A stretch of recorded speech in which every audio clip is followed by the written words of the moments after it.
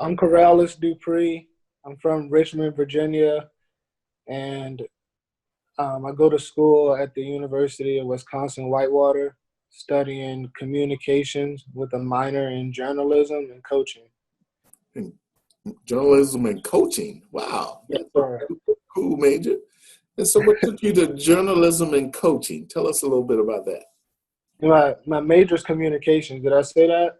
Yeah, oh, communication. I'm sorry. Yeah, You're right. those are my minors, journalism and coaching. Okay. So I was always a coaching minor, but once I came to this school, I became a journalism minor as Mm-hmm. well. Okay. It kind of has it kind of goes with with me playing wheelchair basketball too, Okay. because when I graduate from college, I want to coach either like at the Paralympic level or at the college level. Mm-hmm. Mm-hmm. The Paralympics are like the Olympics for wheelchair sports, basically. I got you. I got you. All right. So I'm going to come back to the Paralympics and your wheelchair sports activity, and but we're going to get a little more background on you. So tell us about your family and what it was like growing up in Richmond, and give us a little bit of that. It it was good growing up in Richmond. I feel like it was a good area. Mm-hmm. Um, I played football for my high school at Thomas Dale, Okay. and it was really fun being a student athlete there. Mm-hmm. I grew Okay. up in a single parent home, so me, my mom, and my younger brother. Okay. Yeah, but my mom did a really good job, and I never really had any complaints about it. Well, that's kind of cool because I know you as a great young man. And I've met your mom and your brother, and I think she has done a good job with both of you all. So kudos to her, as they say. Kudos to her. Definitely. So at some point in your life, you got connected to ChildSavers, and I know this is was a tough period in your life. So why don't you talk to us about how that happened, and then we'll ask some questions about the impact of that in your life. So can you talk a little bit about that? Yes. On Thanksgiving in 2012, my mom's ex-boyfriend got upset and he broke into our house and he tried to kill me, my mom, and my younger brother. He Hmm. shot all three of us, and we all survived, thankfully. Thank God. From that, I had to have my leg amputated, though. Uh-huh. And that's when Child Savers stepped in. One of the best things about Child Savers and the counselor I had was he came to the hospital to see me while I was still in the hospital, while I was still recovering. And Hmm. he built that relationship with me while I was in the hospital. Okay. So some of those maybe like trust issues I would have had, or not wanting to tell him some type of stuff, a Hmm. lot of stuff he saw firsthand when Okay. I was in the hospital, and he was a friend for me and someone I could talk to and feel comfortable with. Yeah. So can you tell us a little bit about that building trust? Because I think that's a really important piece of the work that we do. So why was that so important with It was important because um, I actually felt comfortable and I didn't have to force anything. you? Hmm. Um, sometimes my counselor, he would we would like when I was in the hospital. I remember I'll never forget the first day he came to see me. Hmm. We watched the Packers football game. I believe it was Packers versus Redskins or something. And I love football, and he liked football too. So we kind of just made that connection through sports and through other things. And once I got more comfortable with him, I was able to open up. But it was never forced, even through that tough time. When I say he came to the hospital, he came like probably like in the like at the pinnacle of everything. When I first got my leg amputated, when I was like doing my worst, Mm-hmm. That was when I met him, and it totally changed my life. Wow. Wow. So that's a good point. Let's talk about that change in life, because you had to heal physically because you had to have your leg amputated, and then you had this emotional healing. You know, you were shot, your mother was shot, your brother was shot. That was a pretty traumatic experience for you. So can you talk about what it was like to heal both emotionally and physically? Can you just talk about what that looked like for you? Yeah, the physical part was tough. Um, I feel like in the emotional part, mentally too, that was tough. Mm-hmm. My support system was just really amazing, Mm-hmm. and that's who I always like. People ask me like, how did I do it and stuff. It was God and my support system, Wow. Um, but I think the mental part is a little bit underrated because people will look and say, "Wow, you had your leg amputated and stuff," but the stuff that I went through mentally was not as visible. Mm-hmm. Mm-hmm. Um, and that was tough. That was tough to kind of like accept the new me and just move forward with my life. I was kind of stuck at a point, Mm. Wow. especially being in the hospital, like being inside the hospital. I wasn't able to go outside for like 3 months. So Oh, wow. being in quarantine kind of reminded me of that, and just kind of reminded me, how far I've came, and Mm-hmm. just to stay happy and have that same attitude I did that, brought me out of where I was when I was not doing too good in the hospital. Yeah. So what were some of the things you used to use your words, stay happy? What did you do, and did the work with the Child Savers counselor help you work through some of that? Yes, sir. Seeing him and building that relationship was just, something that made me happy. I used to look forward to seeing him and Mm-hmm. talking to him, whether it was about, some hard things I was going through, or Mm-hmm. whether it was about, you know, football and who did he think was the best quarterback. Just some stuff, that always used to brighten my day. And like I said, my support system and family, seeing them, and having that reassurance that my mom and my brother were okay, Mm-hmm. that just made me think that I was going to be okay. And I really just had some really good people around me to lift my spirits. Okay. All right. So you seem like a pretty resilient guy, and obviously you have been. You went through a pretty amazing trauma that could have knocked you off your feet, but you literally worked with the counselor and sort of have come back and now have this great life as a student and as a student athlete. So I want to ask you about resilience, because do you think you just had that in you, or do you think it builds over time? I think I think from like being younger and with my mom, like I said, she was a single mom. Mm-hmm. She had to kind of teach us some resilience just by being a single mom, because she had a lot of resilience. So she taught us discipline and resilience and stuff. But through my life experiences, I feel like I also built resilience by learning from some of the people, like my child savers counselor, Okay. because I always try to listen to people older than me, because I feel like they've been down the path that I Mm-hmm. may have to go down. Yeah. So he provided a lot of wisdom for me, just about trauma and, different strategies to cope with, and stuff that I still use today.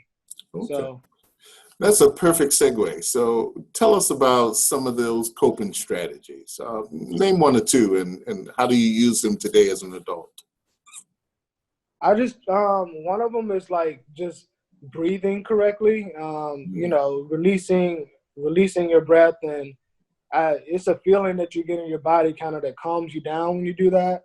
Mm-hmm. Mm-hmm. And when I was a teenager, I didn't really know anything about that. I didn't know how to control that. Mm-hmm. And, it gives me more self-control too, because you could get anxious or get upset and take a deep breath, and it kind of just like releases that anger. Mm-hmm. Um, Definitely for me, that has been one of the things that's worked, and I've learned how to get better with that over time. It's not something that you can master overnight. Right. Right. So think about just that time with your hospital, and then the time at with Child Savers. Can you give us a sense of how long that was, and then can you talk about what the experience with Child Savers meant to you and what it means to you today? I was in the hospital for 3 months. I was 16 in the hospital, and my child savers counselor came to meet me in the hospital, Mm-hmm. and we had appointments continuously from when I was 16 to when I turned 18. Wow. Wow. So that to me was just, first of all, I never knew about child savers because it's kind of behind the scenes, but it has the most beautiful view in the whole city. Mm. So coming to Child Savers and being able to see the city was something I had never witnessed before, and that was very therapeutic as well. Oh, okay. Wow. Yeah, that view, I'll never forget it. Sometimes I still go up there to look at the city from that view, Yeah. right on top of the hill, Yeah. and We call it the overlook now because it overlooks the city. So it really is a beautiful spot. You're right. it's so nice. It has its own name. Yeah.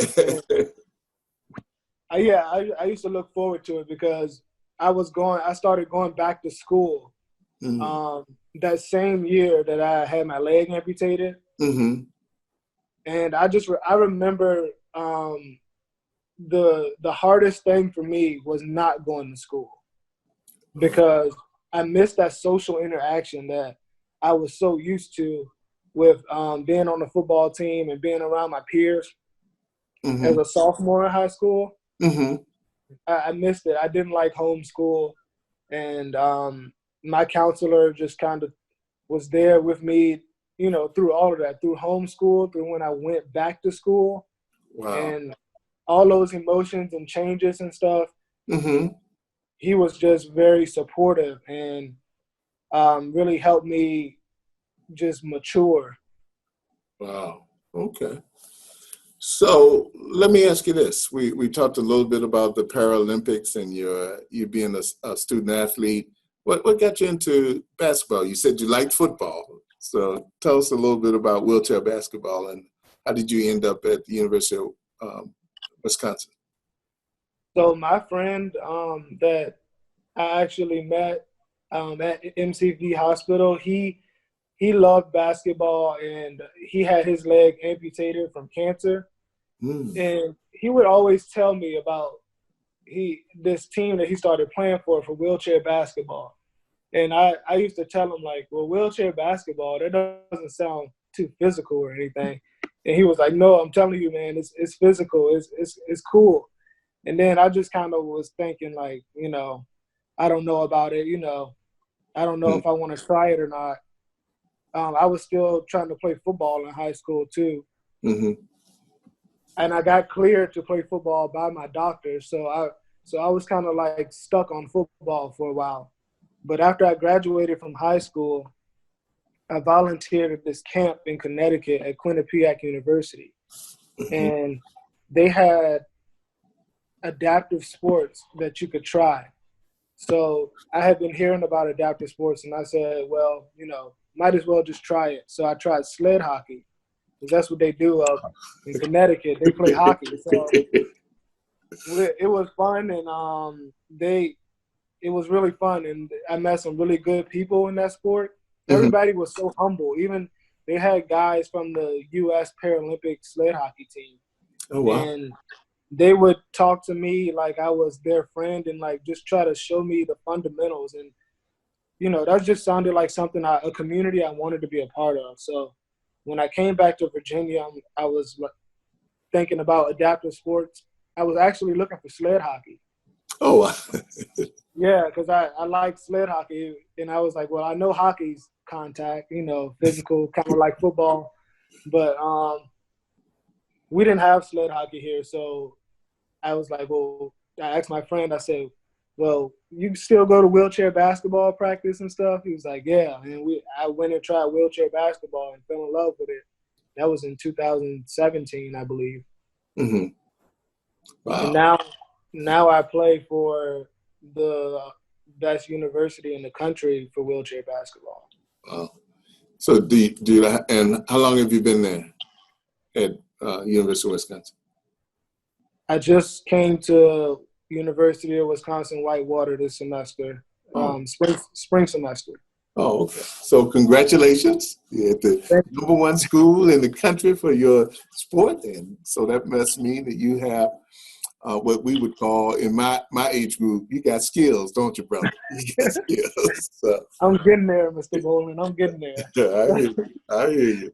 So I've got one ending question. I'm curious. We talked about resilience. We talked about your trauma. We talked about your interest in sports and your academic interests. You're apparently a very good student, and you've got this major in communication and in this manner and coaching and journalism. And so I'm wondering, all these experiences so far in your life, how is that helping you think about the future? And can you talk about your goals for the future? My goals for the future, I would say, do you mean long-term or short-term or both? Why don't you give us both? Okay. Mm-hmm. I think my biggest goal for the future is to expand on a movement I created called Protect My Brother. And I think what I'm leaning towards doing with that is I want to give back to the community. Mm-hmm. So I think what I really want to do is just help the youth to grow and be a positive impact on them. Mm-hmm. Because I feel like some of the things that is happening in the world right now, it's hard to change the ideologies and mindsets of people who are even older than me in my age, mm-hmm. because we've grown, to this certain point, believing a certain way our entire lives. Mm-hmm. But I think it would be more beneficial to attempt to positively change the future as well, Very good. Because I just look at some of the teenagers and children I see and just their potential, whether it be like in school or athletics, or anything. It just strikes me, and it's amazing to see their potential and how much it inspires me. So I think that would be cool, like having Protect My Brother as a place in the community where kids can come and feel safe. Like if I was to have my own building space or something, mm-hmm. kind of like make it like a safe spot for kids, from all different backgrounds and stuff, and they could come meet each other and, build relationships. And somehow I would try to teach them like some core values of life, to always remember and carry on with them. Mm. And sorry, Mr. Bowman, are you going to say something? No, go ahead, man. Go ahead, finish. Okay. That's like my long-term goal. Once I graduate from college and stuff, but my short-term goal is to graduate from college. Mm. And this semester I was a scholar athlete, and that's when your GPA is over a 3.0 and you play a sport. Mm-hmm. And I've been a scholar athlete since I've been playing sports, but I just want to be one when I graduate too. So I want to just go throughout my whole college career being a scholar athlete and become the first person in my family to graduate from college. I have no doubt in my mind that you will be. None whatsoever. You're an incredible young man. And I am honored that you spent this time with us. I'm also honored that you, even though the circumstances were tough, you used the ChildSavers services, and they really helped help you heal and help you set direction for your future life. I've got one final question that I would love for you to talk about.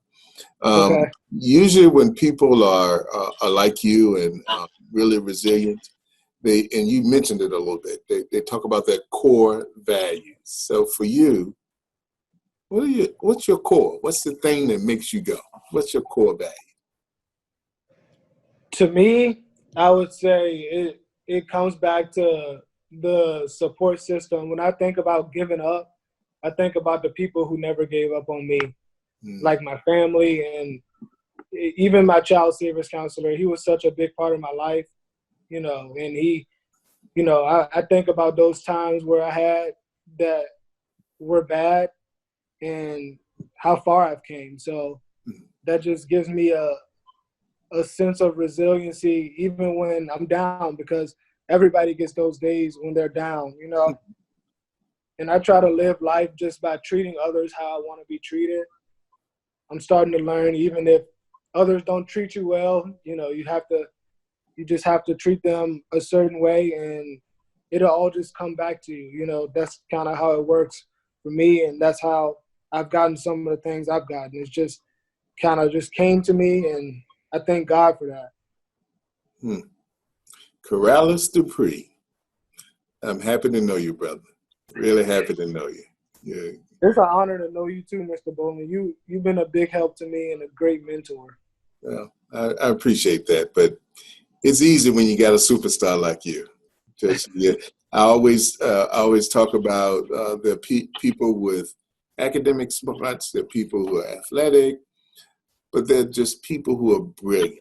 And when you walk into a space, the brilliance just shines. So I'm glad that our life paths have crossed and we'll be connected until we leave this earth. I appreciate it, brother. Thank you. It's definitely a blessing to know you. Amen. And we'll talk soon, my friend. Okay. Let All me know right. if you need anything else, Mr. Bowman. I will do that, man. I appreciate it. Study hard. Study hard. Okay. And play good ball, man. Play good ball. All right. Talk to you. Have a good one. All right. Bye-bye. Bye.